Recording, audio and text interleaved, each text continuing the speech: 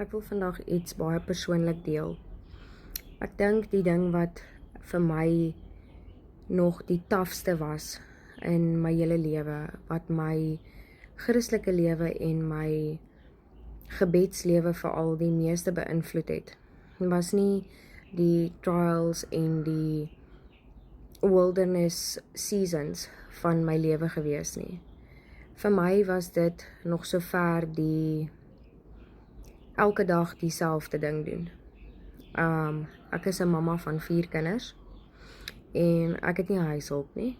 Ek doen elke liewe dag dieselfde goeders oor en oor en oor en oor. En dit is iets wat nou al in die verlede my ongelooflik vinnig ondergekry het, my negatief gemaak het, my depressief gemaak het, my laat maak voel het dat my lewe niks werd is nie. En ek dink dit is een van die grootste leuns van die duiwel ook. Nou, vandag wil ek graag 'n versie met julle deel. En dit is dan natuurlik, almal ken Proverbs 31 vrou, almal wil haar wees. En ek dink eintlik nogal haar life is baie spectacular. Sy sien 'n stuk grond en sy koop dit en sy bewerk dit en sy maak klere met haar hande en haar man dink sy is die beste en haar kinders prys haar.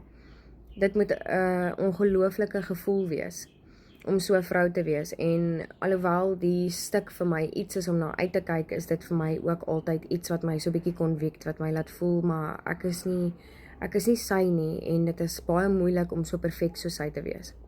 Nou vandag sê dit Proverbs 31 verse 27. She looks well to the ways of her household, and she does not eat the bread of idleness. So, in die oggende staan ek 5 uur op, dan doen ek my Bybelstudie, drink my oggendkoffie, en dan begin my skorrelgoed en my wasgoed en my vloere vee, en sommige dae kry ek nie eers daai 3 goeders alles in een dag klaar gedoen nie. Dis regtig, dis 'n struggle, en die enigste ding wat my regtig hierdeur gekry het, is hierdie geskrifgedeelte van die faithfulness wat sy het om elke liewe dag om te sien na haar familie. My kindertjies is klein en ek weet dinge gaan verander sodra hulle groter begin kom, maar in hierdie seisoen van my lewe het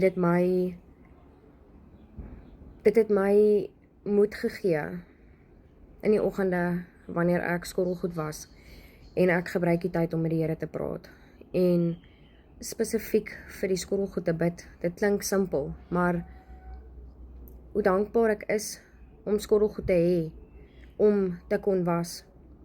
As ek die kleertjies opvou, is 'n guldige geleentheid om oor die kinders se klere te bid, om die kinders te seën, en weer eens om dankbaar te wees dat daar vuil wasgoed was, wat ek kon was en wat ek kon skoonmaak. Dat ek so op so 'n manier vir my familie en vir my gesin kon gesorg het. Dis 'n baie eensame lewe hierdie, om by die huis bly mamma te wees. Dit is 'n baie harde, demanding werk. En ons is nie invisible nie. Ek sien al hoe meer en meer raak hoe baie hoog God ons ag. Dit is nie almal wat hierdie werk kan doen nie. Dit is nie almal wat elke dag kan opstaan en dieselfde roetine elke dag kan hê en nog steeds 'n positiewe uitkyk oor die lewe te kan hê nie.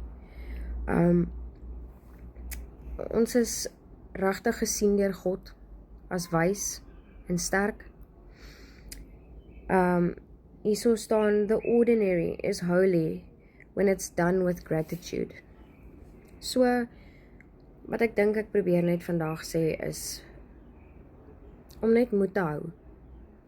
God sien jou raak, God sien raak wat jy besig is om te doen. En al voel dit vir jou soos 'n never ending story, want let's be honest, die wasgoed kry net nooit klaar nie. En terwyl ek besig is om skorrelgoed te was, dan word al van die nuwe skoon skorrelgoed gebruik. So, dit is 'n baie humbling job wat ons het. maar dit is 'n baie hoog geëerde en hoog gepryste job wat ons het. En probeer maar net om die beste daarvan te maak. Ek het die Here gevind in die elke dag se ordinary lewe. En ek sal nie my lewe op 'n ander manier wil hê nie. Ek is geseënd op maniere wat ander mense nie kan dink nie. Ander mense werk van 9 tot of van 7 tot 5 of van wat ook al 8 tot 6. Baie mense sien hulle kinders elke dag net vir 2 ure miskien. En dan daai 2 ure is wat ek noem rush hour. Eet, bad, bed. Dis 'n crazy tyd van die dag. En ek is gelukkig genoeg om die ander gedeeltes van die dag ook saam met my kinders te kan spandeer. En ek dink dit is regtig iets om baie voor dankbaar te wees, en die Here te loof en te prys. En ek dink net my gebed vir vandag, vir elke liewe ander mamma daar buite wat ook al gevoel het hulle wil net opgee, is dat die Here vir jou sal joy gee in jou elke dag lewe. Dat die Here jou sal herinner hoekom jy dit doen. En dat jy net kan weet, jy is nie invisible nie, veral nie vir God nie. Dit wat jy doen is 'n ongelooflike belangrike werk. Julle moet 'n baie geseënde aand verder hê, en mag die Here se liefde saam met julle wees.